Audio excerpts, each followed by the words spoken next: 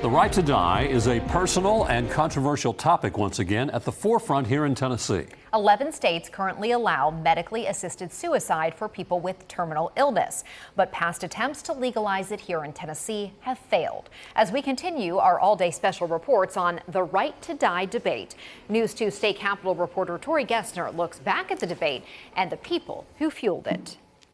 Death is inevitable.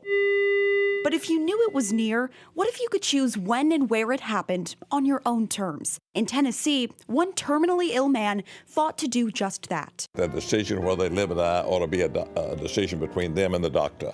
And unfortunately, the law of Tennessee says otherwise. In 2015, the late iconic political figure and civil rights advocate John J. Hooker tried to change state law by both suing Tennessee over what's called death with dignity or medically assisted suicide and testifying to lawmakers. My name is John J. Hooker. His story inspired former Democratic State Representative Craig Fitzhugh to sponsor a bill that year. I took it on because he needed somebody to at the last minute.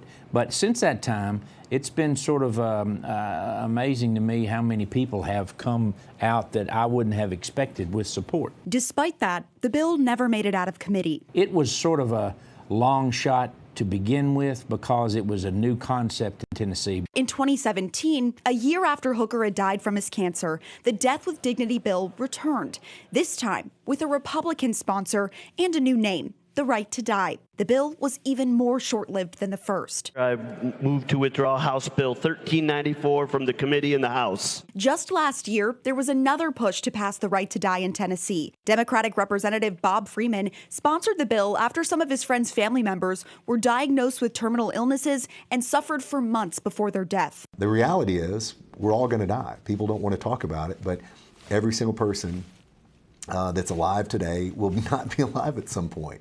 And so we should allow people dignity in death and let them choose if they have a terminal disease, how they want to end their life. Under Representative Freeman's bill, the patient must have a terminal illness and no one could make a death request on their behalf. The legislation would have also required a consultation with a doctor, a witness, and an out for the patient at any time if they changed their mind. He says the hospice care providers he talked to supported the bill. When you enter into hospice and you know the end is near, it's not medically treatable, and you're just treating the pain until the person dies naturally, I think that people should have the choice to choose how they want to die. Representative Freeman's bill never made it out of committee. He plans to carry it again this upcoming session, believing the right to die is more than a life and death decision. It's the difference between pain and peace. In Nashville, Tori Gessner, News 2.